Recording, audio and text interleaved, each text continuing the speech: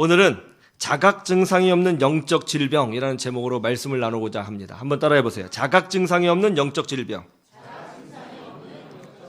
자각 증상이 없는 영적 질병. 지금 신종 코로나 바이러스, 소위 우한 폐렴 바이러스가 중국을 넘어서 전 세계를 강타하고 있습니다. 이 바이러스가 다른 바이러스보다 위험한 이유가 뭐죠? 그것은 이 바이러스에 걸려도 특별한 증상이 나타나지 않는다는 거예요. 증상이 없으니까 본인이 그것을 자각하지 못한다는 것이죠. 열이 나지도 않고 기침도 안 나는 거예요. 그래서 본인은 정상이라고 생각하고 이것저것을 돌아다니다 보니까 이게 문제가 되는 거죠. 암 중에서도 가장 무서운 암이 무엇이냐? 간암이라고 그래요. 왜 그렇죠? 다른 암과는 다르게 말기에 이르기까지 자각 증상이 없다는 거죠. 어디 아프거나 통증이 있어야 병원에 가는데 그게 없으니까 자기도 모르게 말기에 가는 거예요. 대처를 못하는 거죠.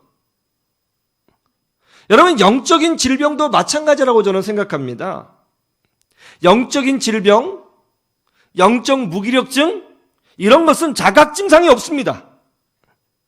그래서 많은 성도들이 자기의 영혼이 병들어서 힘을 잃고 무너져가고 있음에도 불구하고 그것을 전혀 자각하지 못하니까 아무런 대처를 하지 못하고 정상이라고 생각하고 살다가 어느 한순간에 위기가 오면 와르르 무너지는 자신의 영혼이 와르르 무너지는 것을 경험하게 되더라는 것이죠. 오늘 본문 말씀을 보면 자신의 영적 질병과 영적 무능력을 전혀 자각하지 못하고 있는 제자들이 등장을 합니다. 예수님께서 베드로와 요한과 야고보 이 세 명을 따로 데리시고 변화산에 올라가셨습니다. 나머지 9명의 제자들은 산 밑에서 기다리고 있었어요. 그런데 그때 한 아버지가 귀신 들린 아들을 9명의 제자들에게 데리고 왔습니다. 그러고 나서 부탁을 합니다. 이 귀신을 쫓아내달라는 거예요. 제자들이 귀신을 쫓아내려고 노력을 했습니다. 그러나 귀신이 나가지 않았어요. 귀신이 나가지 않으니까 거기 있던 서기관들과 유대인들이 예수님의 제자를 향하여 너희들 가짜다, 능력이 없다, 그렇게 공격을 했던 모양입니다. 그래서 변론이 일어나게 되었습니다. 그렇게 막 말다툼을 하고 있는 사이에 예수님이 내려오셨습니다. 왜 그러느냐 질문을 하시고는 그 아이를 불러서 귀신을 쫓아내시고 치료해 주셨습니다. 그날 밤이 되었습니다. 제자들이 예수님을 찾아와 질문합니다. 주님, 우리는 어찌하여 그 귀신을 쫓아내지 못했습니까? 그러자 예수님 뭐라고 말씀하셨어요? 기도 외에 다른 곳으로는 이런 종류가 나갈 수가 없느니라. 이상하죠? 왜 이런 질문을 했을까요? 제자들에게 귀신 쫓는 능력이 있었던 것일까요? 제자들에게 귀신 쫓는 능력이 있었어야 왜 저희들은 못 쫓아냈던 겁니까? 이렇게 질문하는 것 아니겠어요? 제자들은 왜 이런 질문을 했을까요? 마가복음 6장 7절에 보면 이런 말씀이 있어요. 한번 찾아보세요. 마가복음 6장 7절. 마가복음 6장 7절. 한번 다 같이 보실래요? 시작. 12 제자를 부르사 둘씩 보내시며 더러운 귀신을 제어하는 권능을 주시고, 예수님께서 제자들에게 무엇을 주셨어요? 더러운 귀신을 제어하는 능력을 분명히 주셨습니다. 제자들은 귀신을 제어할 수 있는 힘이 있었어요. 그리고 그 결과가 뭐죠? 6장 13절을 보세요. 자, 6장 13절 마가복음 함께 해볼까요? 시작. 많은 귀신을 쫓아내며 많은 병자에게 귀신을 발라 고치더라. 예, 제자들이 귀신을 쫓아냈었습니다. 분명히 쫓아냈어요. 제자들에게는 귀신을 쫓아낼 수 있는 힘이 있었습니다. 그런데 이번에는 쫓아내지 못했던 거예요. 그래서 질문한 거죠. 왜 이번에는 안 된 겁니까? 왜 이번에는 우리가 실패한 겁니까? 왜 이번에는 귀신을 쫓아내지 못했던 것입니까? 그렇게 질문할 수밖에 없었던 것이죠. 그런데 여기도 중요한 포인트가 있죠. 그게 뭐죠? 제자들은 자신에게 여전히 귀신을 쫓아낼 수 있는 힘이 있다고 믿었어요. 근데 없어졌어요. 더 중요한 건 뭐죠? 자신에게 그런 힘이 없어졌다는 것을 제자들은 전혀 자각하지 못했다는 것입니다. 자기에게 능력이 없어졌어요. 힘이 없어졌어요. 예전 같지가 않아요. 그런데 본인은 절대 그걸 못 느꼈어요. 그래서 실패했다는 것입니다. 혹시 이 자리에 앉아 계신 분들 중에서 오늘 영적 무기력을 경험하고 계신 분이 계십니까? 전혀 자각하지 못한 상태에서 아무 이유도 없는 것 같은데 영적으로 힘이 들고 낙심이 되고 두려움이 자기 자신을 지배하고 자꾸 세상으로 나가고 싶고 아무것도 하고 싶지 않고 은혜가 메말라가는 어떤 그런 느낌을 갖고 계신 분 계세요? 예전에는 안 그랬는데 지금은 영적으로 힘들어서 방황하고 있는 분 없습니까? 오늘 말씀을 통해서 위로받고 치유받으시기를 주님의 이름으로 축원합니다. 우리는 어떻게 하면 전혀 자각 증상이 없는 이 영적인 문제를 미리 대비하고 또 무너진 내 영혼을 회복시킬 수 있을까요? 오늘 말씀을 통해서 우리가 어떻게 영적으로 항상 건강할 수 있도록 대비할 수 있는가, 그리고 우리가 어떻게 회복될 수 있는가 하는 것을 살펴보기를 원합니다. 어떻게 하면 우리는 주 안에서 강건한 영혼을 가질 수가 있습니까? 첫째로 과거의 은혜로 살지 말아야 된다는 것이죠. 한번 따라해 보세요. 과거의 은혜로 살지 말아야 한다. 여러분, 제자들이 실패한 이유가 뭡니까? 과거의 승리, 과거의 열정, 과거의 은혜만을 붙잡고 귀신을 대적했기 때문에 실패한 거예요. 마가복음 6장에서 제자들이 분명히 귀신을 쫓아냈었습니다. 예수님에게 권능을 주셨기 때문이죠. 그러면 과거에 승리했으면 오늘도 미래도 무조건 승리할 수 있는 겁니까? 과거에 승리하면 아무런 조치를 취하지 않아도 저절로 오늘도 승리하고 미래도 승리할 수 있는 거예요? 그렇지 않더라는 것이죠. 제자들이 예수님에게 물어봤어요. 저희들은 어찌하여 귀신을 쫓아내지 못했습니까? 그러자 예수님이 뭐라고 답변하셨어요? 기도 외에는 이런 종류가 나갈 수가 없느니라. 이것이 무슨 뜻이에요? 옛날에 승리한 경험을 가지고 이 싸움을 이길 수가 없다는 것이죠. 지금 기도가 필요하다는 거예요. 지금. 옛날에 했던 그런 경험 가지고는 이 귀신을 대적할 수가 없어요. 지금 기도가 필요해요. 과거의 은혜가 아니라 지금 주시는 하나님의 은혜가 새롭게 필요하다는 것입니다. 오늘날에도 옛날에 받은 은혜만을 붙잡고 사는 그리스도인들이 많습니다. 옛날에 나도 뜨겁게 신앙생활 했었는데, 옛날에 나도 청년회장 했었는데, 부회장 했었는데, 옛날에 나도 기도원에 가서 뜨겁게 성령 충만 받았었는데, 옛날에 나도 뜨겁게 열정적으로 교회를 섬긴 적이 있었는데, 그런데 막상 지금은 어때요? 그 영혼 안에 믿음의 확신이 없는 거죠. 감사가 없는 거죠. 기쁨이 없어요. 감격이 없어요. 기도 응답도 없어요. 체험도 없는 거예요. 우리는 옛날의 승리, 옛날의 은혜, 옛날의 경험을 붙잡고 사는 그런 그리스도인이 아니라 날마다 우리에게 새 힘을 주시는 하나님의 은혜를 신선하게 받아 누리며 살아야 되는 줄로 믿습니다. 지금 나에게 주시는 하나님의 은혜 때문에 감동할 수 있으셔야 되는 거예요. 지금 나에게 주시는 하나님의 사랑 때문에 온몸이 전율하고 눈물을 흘릴 수가 있어야 되는 거죠. 지금 나에게 주시는, 새롭게 주시는 하나님의 사명에 사로잡혀서 믿음의 전진을 할 수 있어야 되는 거예요. 옛날의 은혜를 붙들고 살지 말아야 되는 것입니다. 며칠 전에 운전을 하다가 라디오에서 깊은 생각을 하게 하는 이야기를 듣게 되었습니다. 한 기자가 50대 중반을 넘어가는 한 여자 가수에게 질문했습니다. 어떻게 목소리를 관리하십니까? 그러자 그 여가수가 이렇게 답변했어요. 예, 저는 날마다 노래를 부르고 연습합니다. 하루라도 노래를 부르지 않으면요, 이상하게도요, 그 다음날 목소리가 달라져 있더라고요. 하루라도 기도하지 않으면 이상하게도 그 다음날 영적으로 문제가 있더라고요. 하루라도 하나님의 은혜를 누리지 않으면 그 다음날 이상하게 영적으로 시험이 오더라고요. 우리가 이렇게 고백해야 되는 것 아니겠습니까? 옛날에 받았던 은혜, 옛날에 했던 헌신과 열정이 아니라 지금 나에게 주시는 하나님의 은혜를 사모하시기를 주님의 이름으로 축원합니다. 지금 나에게 주시는 하나님의 힘으로, 지금 나에게 주시는 새로운 열정으로 주님을 섬기시기를 주님의 이름으로 축원합니다. 그러면 여러분의 영혼이 특별한 것을 자각하지 못해도 항상 강건할 것이고 회복될 것이고 치유될 것이고 하나님의 은혜를 누리게 될 줄로 믿습니다. 그렇게 되기를 주님의 이름으로 축원합니다. 두 번째, 어떻게 하면 우리 영혼이 건강한가? 이걸 알아야 된다는 거예요. 뭐예요? 신앙은 전기 코드와 같다는 걸 알아야 된다는 거예요. 한번 따라해 보세요. 신앙은 전기 코드와 같다. 예수님의 제자들이 실패한 또 다른 이유가 뭐죠? 신앙의 본질이 뭔지를 잃어버린 거예요. 신앙의 본질이 뭡니까? 신앙은요, 담고 있는 것이 아니라 연결되어 있어야 한다는 거예요. 다시 말해서 신앙은 스마트폰이 아니라 여러분 집 거실에 있는 TV와 같다는 것입니다. 스마트폰은 그 안에 배터리가 있죠. 그래서 한번 충전하면 특별히 전기를 연결하지 않아도 하루 정도는 충분히 쓸 수 있습니다.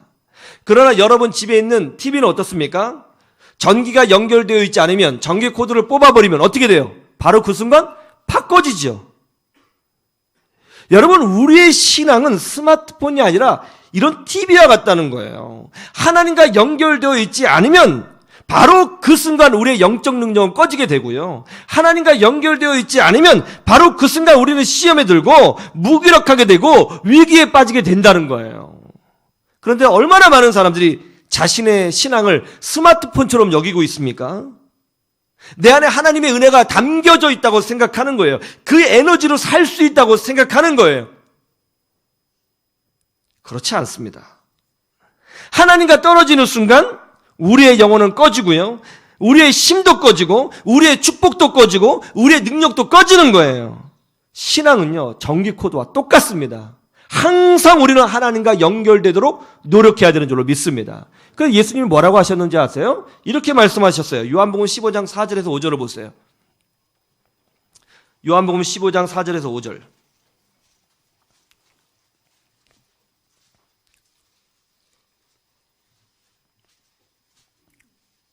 요한복음 15장 4절에서 5절. 똑같은 말씀을 이렇게 표현하신 거죠. 같이 보죠. 시작. 내 안에 거하라. 나도 너희 안에 거하리라. 가지가 포도나무에 붙어있지 아니하면 스스로 열매를 맺을 수 없음같이 너희도 내 안에 있지 아니하면 그러하리라. 나는 포도나무요 너희는 가지라. 그가 내 안에 내가 그 안에 거하면 사람이 열매를 많이 맺나니 나를 떠나서는 너희가 아무것도 할 수 없습니다. 할렐루야. 신앙은 스마트폰 배터리가 아니라 TV와 똑같다는 거죠. 그걸 포도나무로 다르게 비유를 하신 거죠. 예수님의 제자들은 예수님이 변화산에 올라가 계셨을 때에 예수님과 연결되어 귀신을 대적하려고 한 것이 아니라 이미 자기에게 주신 능력의 힘을 믿고 자기 안에 내재된 힘으로 귀신을 대적하려고 했던 거예요. 그래도 실패한 거예요.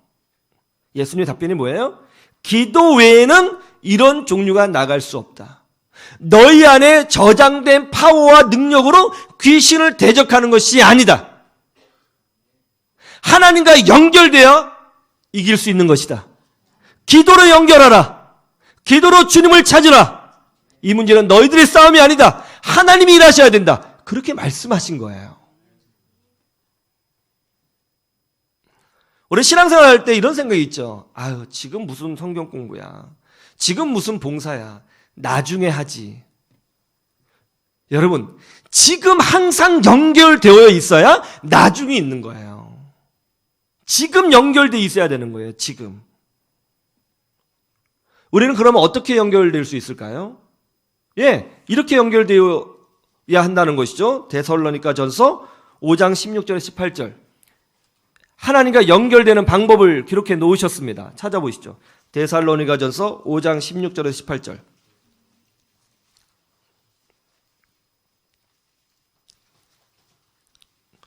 데살로니가전서 5장 16절에서 18절. 같이 보죠. 시작. 항상 기뻐하라. 쉬지 말고 기도하라. 범사에 감사하라. 이것이 그리스도 예수 안에서 너희를 향하신 하나님의 뜻이니라. 할렐루야. 그리스도 예수 안에서 너희는 나의 안에 거하라. 똑같은 말씀이죠?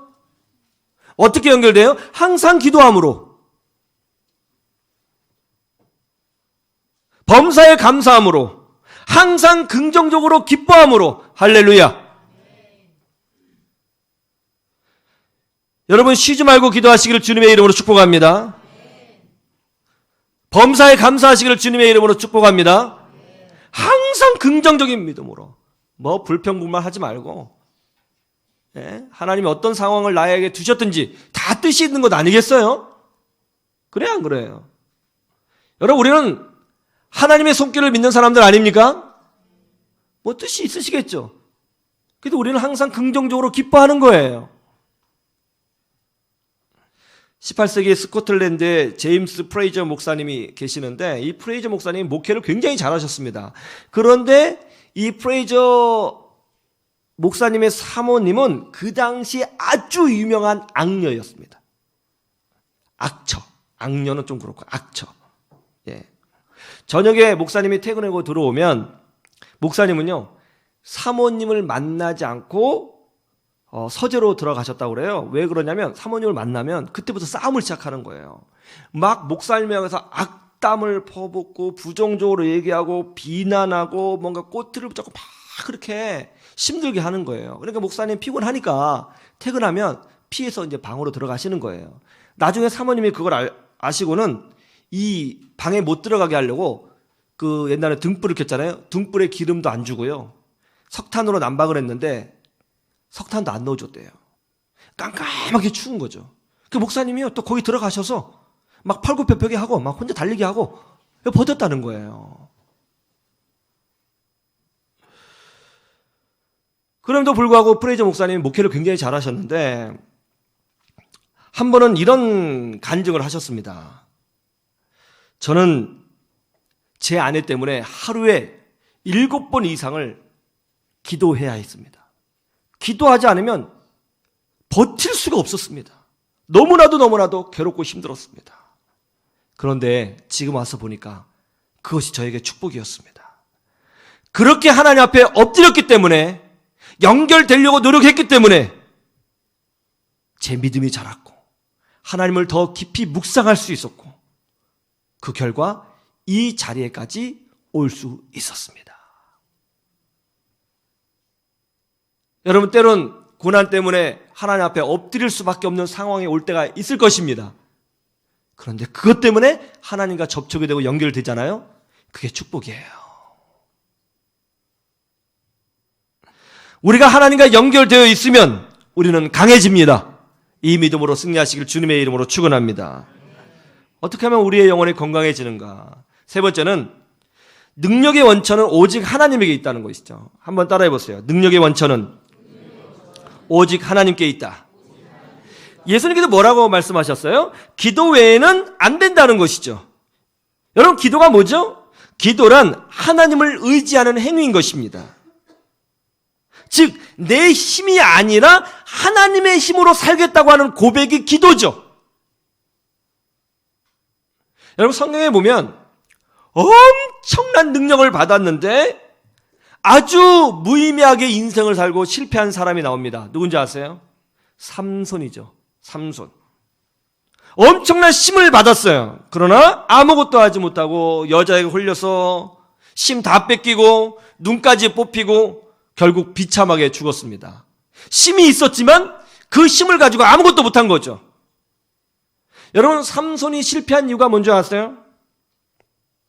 하나님이 삼손에게 힘을 주셨는데 삼손은 그 힘이 자기의 소유라고 생각을 한 거예요. 특별히 그 힘의 원천이 머리카락이 있다고 생각한 겁니다.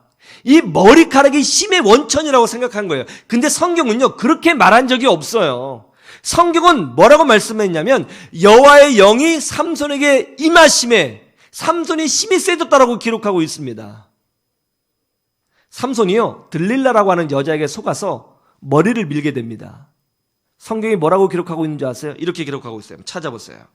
사사기 16장 20절.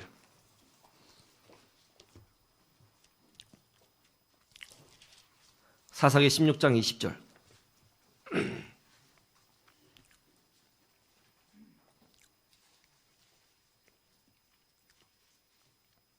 사사기 16장 20절. 한번 다 같이 보죠. 시작. 들릴라가 이르되 삼손이여 블레셋 사람이 당신에게 들이닥쳤느니라 하니 삼손이 잠을 깨어 이르기를 내가 전과 같이 나가서 몸을 떨치리라 하였으나 여호와께서 이미 자기를 떠나신 줄을 깨닫지 못하였더라. 이제 들릴라가 삼손의 머리카락을 깎고 테스트한 거죠. 어머 어떡해요? 밖에 무서운 사람 나타났어요.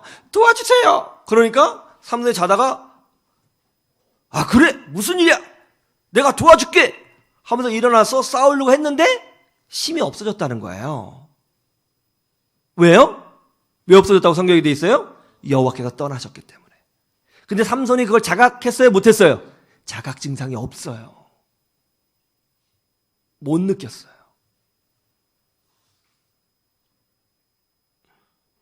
삼손의 힘은요 머리카락에 있는 게 아니에요. 우리의 힘은요 학벌에 있는 게 아니에요. 우리의 힘은 경험에 있는 게 아니에요. 우리의 능력은 IQ에 있는 게 아니에요. 우리의 사업은 내 기술과 수단에 있는 게 아니에요.